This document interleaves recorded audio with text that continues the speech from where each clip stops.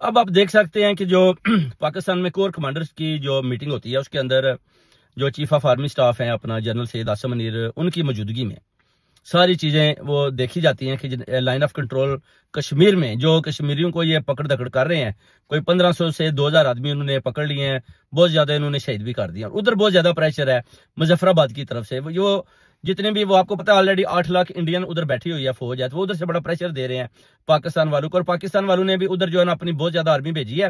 اس کے بعد J-10 جو تیارے ہیں وہ بھی ادھر بھی پہنچ چکے ہیں اور کراچی میں بھی پہنچ چکی ہیں. اور سیالکوٹ کا بارڈر، اس کے علاوہ جو لور والا ایریا ہے اس کو بھی جناب واگا بارڈر، اس کے اوپر بھی انہوں نے بڑی سخت قسم کی نگرانی رکھی ہے. مگر جو کشمیر کے اندر جو ظلم و ستم انہوں نے ڈایا ہوا ہے، شروع کیا ہوا ہے، وہ قابل قبول نہیں ہے. اس پر جو کور کمانڈر کی میٹنگ ہے وہ کہہ رہے ہیں کہ یا تو جناب ان کشمیریوں کے ساتھ ادھر ہم پہنچیں اور ادھر سے جنگ کا آغاز کرتے ہیں کشمیر سے، کیونکہ کشمیر کے اندر ہی مظالم یہ شروع کرتے ہیں. جب بھی آپ کو پتا ہے کیسا کام ہوتا ہے تو ان مسلمانوں کے اوپر یہ جو ہندو ہیں ادھر ظلم کریں گے جو ان کے خطے میں آتے ہیں، جو ان کی پکڑ میں آتے ہیں. مگر وہ کشمیری جن کا تعلق پاکستان سے ہے وہ ان کی اپروچ سے دور ہے، مگر وہ چاہتے ہیں کہ ہم کسی طریقے سے بھی ادھر سے ان کشمیریوں کی پکڑ دکڑ کرتے کرتے ہم پاکستان کا بارڈر بھی کراس کر کے مظفر آباد یا کشمیر کی طرف سے ہم اس کشمیر کی طرف بھی آ جائیں اور اس کے اوپر بھی قابض ہو جائیں. مگر پاکستان کے جوانوں نے جو کور کمانڈر میٹنگ میں بتایا ہے کہ وہ بڑی مہارت رکھتے ہیں.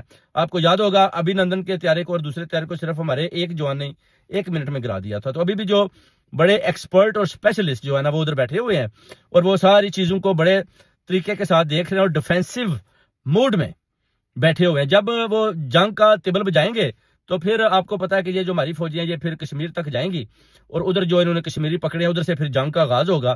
پھر وہ جو ہے نا معاملات دیکھنے والے ہوں گے. جب ابھی مودی بھی آپ کو پتا ہے کہ وہ بھی یو ٹرن لے رہا ہے، اس کو سمجھ نہیں آ رہی کہ جناب میں نے تو فوجوں کو بولا کہ ٹھیک ہے جی آپ جدھر سے دل کرے آپ جناب اٹیک کریں، نو پرابلم، آپ کی ذمہ داری ہے. میں نے آپ کو وہ کہتا ہے فل اتھارٹی دے دی ہے. اب اس نے تو اتھارٹی دے دی، مگر جو جنرلز ہیں، جو انڈین جنرلز ہیں، وہ دیکھ رہے ہیں کہ ہمیں تو اتھارٹی مل گئی، اب ہم اٹیک کیسے کریں. کیونکہ اگر آپ رافیل جہازوں کو لے کر جاتے ہیں تو J-10 تھنڈر جو ہے وہ اپنا 12 میزائل لا کر ہواؤں میں اڑ رہے ہیں. اس کے بعد جو بڑی فوج ہے، آپ کو پتا پاکستان کی بڑی فوج تو لڑنا جانتی ہے، بڑی ٹیکنیکل اور بڑی ٹیکنیک کے ساتھ وہ فائٹ کرتی ہے اور چھوٹی فائٹ میں تو 1 منٹ سے پہلے دشمن کو گرا لیتی ہے. اور ادھر سے بھی یہ ڈرے ہوئے ہیں. باقی جو بحری سفر ہے ان کا ادھر سے انڈین کافی سٹرونگ ہے، مگر پاکستان نے بھی جو بحری ہے اس کو نیول جو ہے اس کو بھی بڑا سٹرونگ کیا ہے.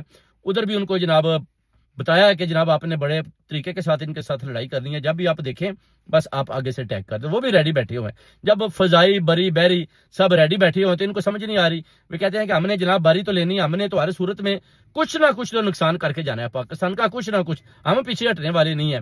مگر پاکستان نے بولا کہ اگر آپ کسی قسم کا اٹیک بھی کریں گے جو بڑا آپ چاہتے ہو کسی کے اندر آگے کر لو، تو پھر یاد رکھو جنگ اسی وقت شروع ہو جائے گی. اس میں پھر یہ نہیں ہے کہ LOC کے اوپر، لائن آف کنٹرول کے اوپر صرف لڑائی ہو رہی ہے اور 2-4 شہادتیں ہو رہی ہیں، بلکہ وہ کہتے ہیں کہ جناب جنگ کا آغاز شروع ہو جائے گا. اور اس وقت پاکستانی فوج بڑے غصے میں بھی ہے کہ انہوں نے ہمارے اوپر الزامات لگائے پہلگام والے کہ جناب ہم نے وہ جو ہے نا اپنا ادھر دہشت گردی کی ہے. وہ کہتے ہیں یہ بھی ایک بہت بڑا انہوں نے ہمارے ملک کے اوپر دہشت گردی کا الزام لگایا. اور اس دفعہ ہم کسی صورت بھی انڈیا کو نہ تو معاف کریں گے اور نہ ہی ہم پیچھے ہٹیں گے جب تک مودی کی جو سرکار ہے وہ ہم سے معافی نہیں مانگے گی یا اپنی غلطیوں کو نہیں مانیں گے اور کشمیر سے پیچھے نہیں ہٹیں گے.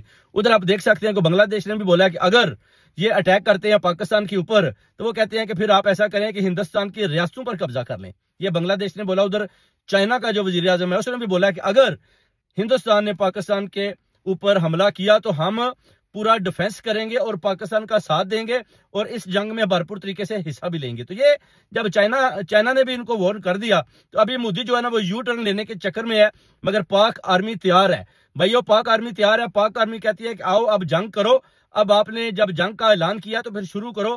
2 دن کا ٹائم تھا، 2 دن بھی پورے ہو چکے ہیں، مگر ابھی تک کسی قسم کی بھی فضائی حملہ نہیں ہوا کیونکہ J-10 تھنڈر جو ہمارے جہاز ہیں وہ فضا میں گھوم رہے ہیں اور ان کے جو رافیل ہیں وہ انڈیا کے علاقے میں گھوم رہے ہیں. اب ظاہر ہے انہوں نے آنا ہے یا انہوں نے حملہ کرنا ہے تو پھر آغاز ہونا ہے اور آغاز ایک طرف سے ہوگا. جب ایک طرف سے ہو جائے گا تو اس کے بعد پھر آپ کو پتا ہے کہ دوسری طرف سے بھی چل سو چل، اس کے بعد پھر فیصلہ ہو جائے گا. جیسے کہ انہوں نے بولا کہ ہم بھارت پر قبضہ کر لیں گے، اس کو مختلف ٹکڑوں میں تقسیم کر دیں گے اور جو جھنڈا ہے وہ ہم جا کے سری نگر کے بعد لال قلعے کے اوپر بھی لگا دیں گے.